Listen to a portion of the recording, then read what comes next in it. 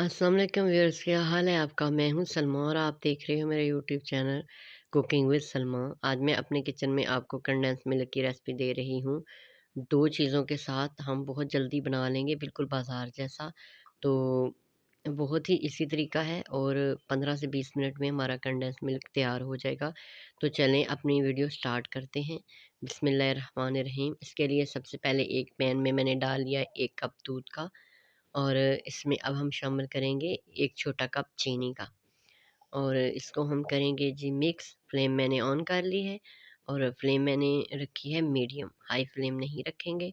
और चम्मच को चलाएँगे, ये देखें दूध को बहुत अच्छा उबाल आ गया है। तो साइडों से हम दूध को उतारेंगे जो साइडों के साथ लगेगा, और चम्मच हम चलाते रहेंगे। तकरीबन 15 से 20 मिनट में इंशाल्लाह रेडी हो जाएगा कंडेंस मिल्क हमारा। लेकिन चम्मच को हम इसी तरह चलाते रहेंगे, स्टॉप नहीं करेंगे, इसको एकदम हम छोड़ नहीं देंगे। तो इस तरह से चम्मच को देखिए मैं चला रही हूँ और साथ-साथ ये बन रहा है। तो मज़ीद 10-15 मिनट पकाते हैं। तो मज़ीद 10-15 मिनट हमने पकाया है, तो ये देखें थोड़ा गाढ़ा हो गया है, इसकी कंसिस्टेंसी थिक हो गई है, लेकिन अभी हमें थोड़ा-सा और थिक करना है।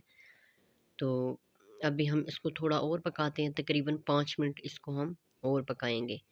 तो चलिए देखते हैं फिर 5 मिनट बाद इसकी लुक।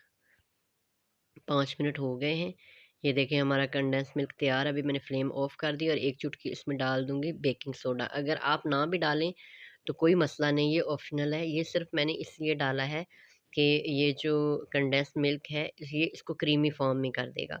अभी आप देखें कि इसमें दाना-दाना सा है, ठीक है? इसको ऐसे ही चम्मच चलाते रहेंगे बेकिंग सोडा डाल के, तो ये क्रीमी फ़ॉर्म में आ जाएगा।